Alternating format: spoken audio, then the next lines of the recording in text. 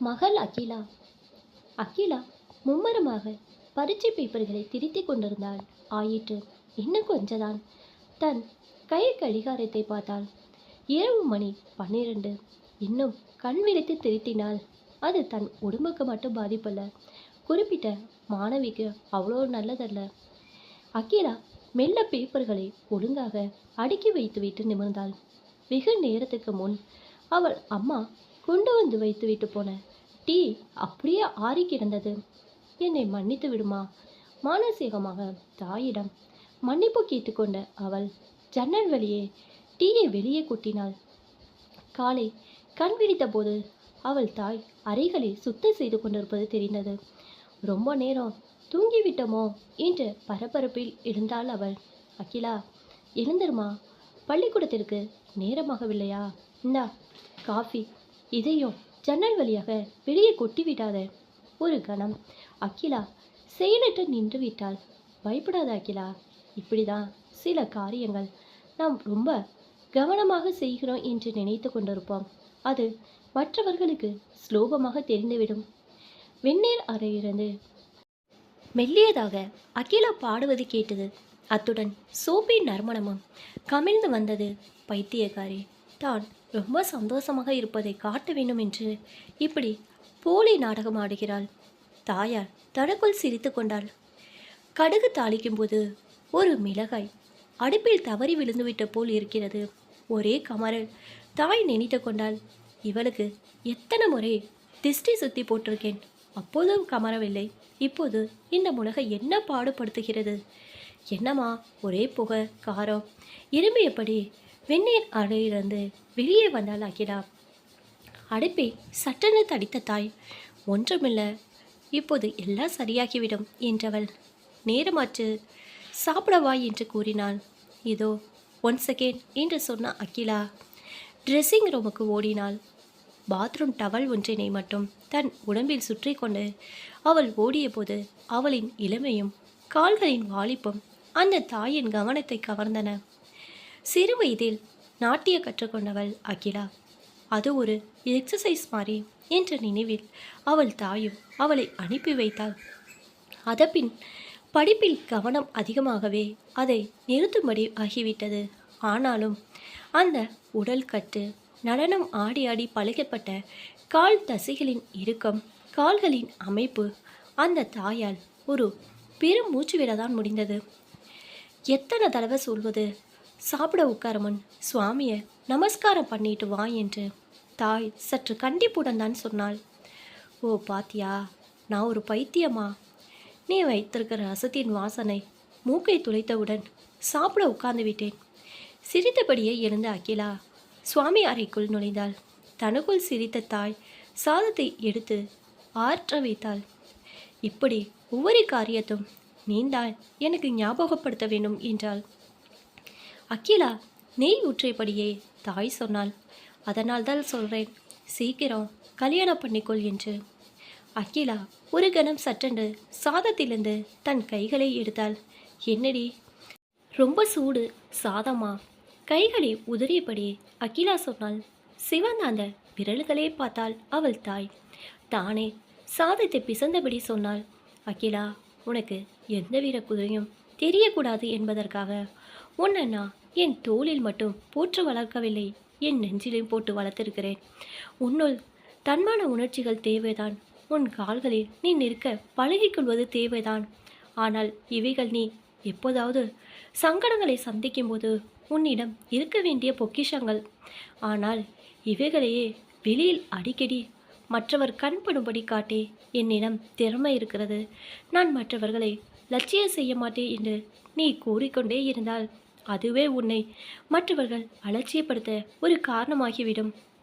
உன் அப்பா உயிருடன் இருந்தபோது இப்படி ஒரு நிலைமை வரும் என்று நான் எதிர்பார்க்கவில்லை. துணிச்சலுடன் இத்தனை பொறுப்புகளையும் நிர்வகிக்க வேண்டி வரும் என்று நான் கருதவில்லை. ஆனால் அப்படிப்பட்ட ஒரு நிலை வந்தபோது நான் அழுது புலம்பவில்லை. அலட்சியமாக தோள்களில் பாரங்களை சுமந்து கொண்டேன். அவள் சற்று நிறுத்தினாள். அகிலா சாப்பிட்டபடி கேட்டாள். இதெல்லாம் நீ ஏன் இப்போது என்னிடம் சொல்கிறாய்? மோர் ஊற்றியபடி தாய் சொன்னாள். இப்போதெல்லாம் நீ மணி வீட்டுக்கு முன்மாறி போவதில்லை போல் இருக்கிறதே. சற்றென்று அகிலா தலை குனிந்தாள். மணிக்கும் அவளுக்கு இருந்த நெருக்கமான உறவு, அவள் தாய்க்கும் இவள் தாய்க்கு உள்ள அன்பு, அவர்கள் எங்கோ சந்திக்கிறார்கள். எப்படியோ அன்பை வளர்த்து கொண்டார்கள். அவர்கள் அன்பு நன்கு வளர்ந்த ஒரு நிலையில்தான் ஒரு நாள் மணி சொன்னான், அகிலா, நம் திருமணம் நடப்பதற்கு முன் நீ உன் வேலையை விட வேண்டும் தெரியுமா?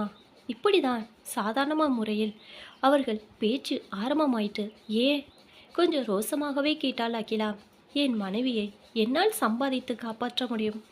அவள் தயவில் நான் வாழ வேண்டிய அவசியமில்லை. அகிலாவுக்கு ஏனோ கோபம் பொத்துக்கொண்டு வந்தது. என் மனைவியை என்னால் காப்பாற்ற முடியும் என்ற அவன் ஆண்மையை அவள் பாராட்டினாலும் உன் தயவில் நான் வாழ வேண்டிய அவசியமில்லை என்று அவன் சூளுரைத்தது அவளை அலட்சியப்படுத்திய மாதிரி இருந்தது. மணி, நீங்களும் எல்லா ஆண்களைப் போல் சுயநலமாக தான் இருக்கிறீர்கள். உங்களிடம் சில பெருந்தன்மைகளை எதிர்பார்த்தது என் தவறுதான். மணிக்கு கோபம் வந்தது. உன்னை இவ்வளோ தூரம் பேச வைத்திருப்பது உன் உத்தியோகமும் உன் அம்மா உனக்கு அளித்த செல்லமும் தான். நீ என் மனைவியாக வாழ வேண்டும் என்றால் முதலில் உன் உத்தியோகத்தை விட்டுவிட வேண்டும். இல்லை என்றால் என்னை மறந்துவிட வேண்டும். அவள் பதில் பேசவில்லை.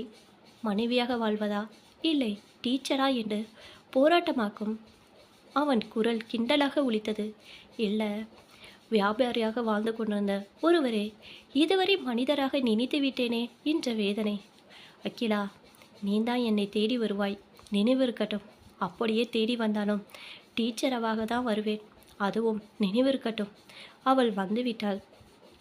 அன்று அவனை பற்றிய நினைவுகளை மறந்தவள்தான். பிறகு அவனை பார்க்க அவள் போகவில்லை. இதெல்லாம் கூட அவள் தாய்க்கு தெரிந்திருக்குமா? அவளுக்கு சாப்பிட பிடிக்கவில்லை. தட்டிலேயே கை கழுவிட்டு எழுந்து விட்டாள். பிற்பகல் சாப்பாடு டிஃபன் பாக்ஸை தந்த தாய் சொன்னாள், எல்லாம் எனக்கு தெரியும் அகிலா. உனக்கு மணிக்கு இடையே நடந்த விவாதம். தன் மனைவி வேலைக்கு போகக்கூடாது என்று நினைக்க ஒரு கணவனுக்கு உரிமை இல்லையா என்ன? ஏன் அப்படி பார்க்கிறாய்? நான் ஆரம்பத்திலே சொன்னேனே, ரொம்ப கவனமாக நாம் செய்யும் சில காரியங்கள் நம்மை காட்டி கொடுத்துவிடும் என்று. ராத்திரி நீ டீயை கொட்டியது பெரிதல்ல. இப்போது உன் வாழ்வையே கொட்டி கவிழ்க்க திட்ட போகிறாயே, அதுதான் தப்பு. செருப்பை மாற்றிக்கொண்ட அகிலா சோறுடன் தன் தாயை பார்த்தாள். கல்யாணம் செய்து கொண்டவர்கள் எல்லாம் வாழ்ந்து குப்பை கொட்டி விட்டார்கள். என்னை வற்புறுத்தாதம்மா, கொஞ்சம் நிறுத்தி சொன்னாள். நான் உனக்கு பாரமாக தெரிகிறேன் அம்மா. அவன் தாய் ஒரு கணம் வேதனையால் கண்களை மூடிக்கொண்டாள். ஆமாம், பாரந்தான். வயதுக்கு வந்த கன்னிப்பெண் வீட்டில் கல்யாணமின்றி அர்த்தமற்ற பிடிவாதத்திற்காக காத்திருப்பது பாரந்தான். கல்யாணம் ஆகி கணவனின் அன்பு சின்னத்தை தன் வயிற்றில் பாரமாக தாங்கிய பிறந்த வீட்டுக்கு வர வேண்டிய பெண்ணை கண்ணி கழியாமல் வைத்திருப்பது பாரம் மட்டுமல்ல, பாவமும் கூட. பொடி பைத்தியம், இன்னும் வாழ்வில் நீ சந்திக்க வேண்டிய திருப்பு முனைகள் எத்தனையோ. அதற்குள் இதுதான் வாழ்வு என்று முடிவு கட்டிவிடாது. அர்த்தமற்ற பிடிவாதங்கள் வாழ்வாகி விடாது.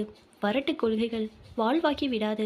வாழ்வில் ஒருவர் மற்றவருக்கு விட்டு கொடுக்க வேண்டும் தெரியுமா? அகிலா மௌனமாக பள்ளிக்கு கிளம்பினாள். அன்று அவளுக்கு பள்ளியில் வேலையே ஓடவில்லை.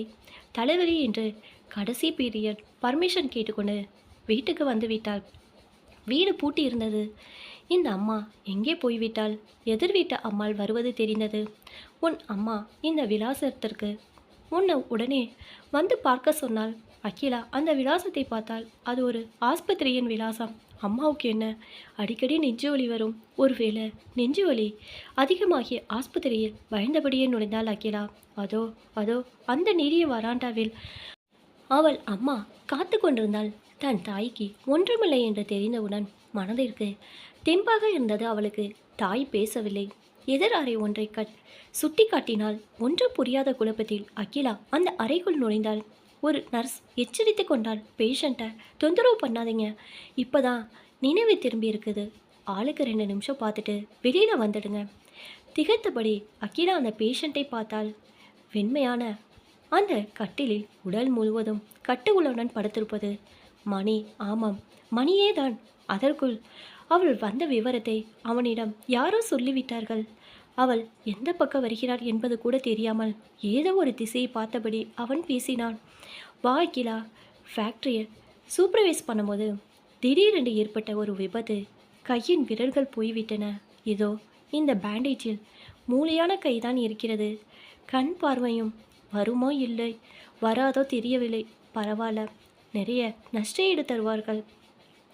ஆனால் அகிலா, என் வாழ்வின் நஷ்டத்தை யார் செப்பனிடப் போகிறார்கள்? என் மனைவியை நான் சம்பாதித்து காப்பாற்றுவதாக தான் சொன்னேன். இப்போது என்னையே யாராவது காப்பாற்ற வேண்டும் போல் இருக்கிறதே. அவள் திகைத்து நின்றாள். அகிலா, நீ ஜெயித்து விட்டாய். நீ விரும்பியது. நீ வேலைக்கு போக வேண்டும். இனி மணி உன்னை தடுக்க மாட்டான்.